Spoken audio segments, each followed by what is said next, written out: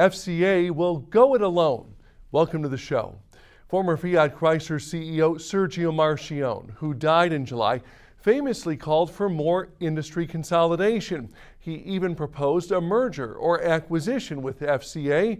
The appeal was rebuffed by his two chief domestic rivals, Ford and General Motors. Today, Mike Manley is running FCA. One of his big milestones came last week. That's when the automaker agreed to sell its parts unit, Magneti Marelli, to Japan's Calsonic Kansei for $7.1 billion. On today's third quarter FCA earnings call, Morgan Stanley analyst Adam Jonas asked Manley how FCA currently views a merger with another automaker. Manley hinted the Marelli deal gives FCA more autonomy. Once this transaction closes, we're in a much stronger position than FCA has been in the past. We were confident in our 5-year business plan that we laid out. We were confident that we could complete it as an independent. Closing this transaction, and in my opinion, puts us in a much stronger position. So I think our aim is to complete that 5-year plan, deliver our commitments as an independent. On the financial front, FCA out-earned Ford in Q3. FCA also fulfilled Marchionne's longtime prediction by posting a record double-digit profit margin in North America.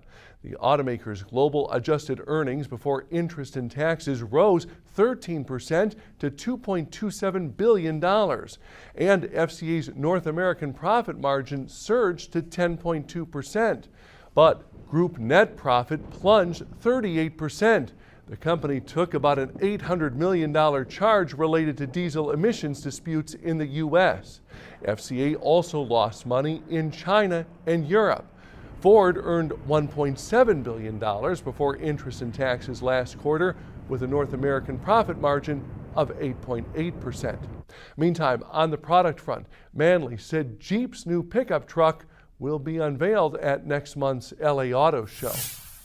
Hyundai has named 35-year company veteran Young-Woo William Lee interim president and CEO of Hyundai Motor America. His appointment, part of a broader overhaul announced Monday by the South Korean parent company.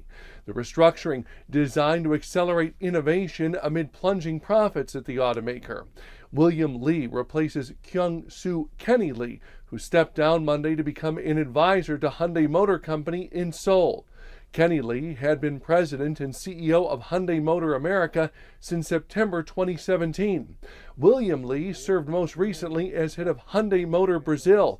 He also spent time in charge of international sales at Hyundai Motor Company in Seoul. In the U.S., he led the creation of Hyundai ad agency Inocean USA in 2009. He also ran overseas sales for Hyundai Mobis Parts based in San Francisco.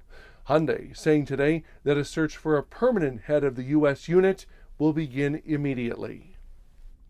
Johnson Controls is reportedly closing in on a deal to sell its power solutions business, which makes car batteries. Sources tell Reuters the likely buyer is Brookfield Asset Management. The projected price tag, $13 billion to $14 billion. Sources say JCI and Brookfield could finalize the terms of a deal for the unit as early as this week. The unit's batteries are used in about a third of vehicles globally. And Tesla's Elon Musk continues to flirt with trouble on Twitter.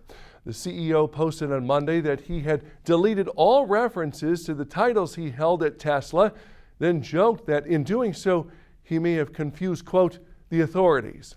The posts were not-so-subtle jabs at the U.S. Securities and Exchange Commission. It sued Musk last month over tweets he sent about trying to take Tesla private. The billionaire agreed to pay a $20 million penalty and relinquish the role of chairman.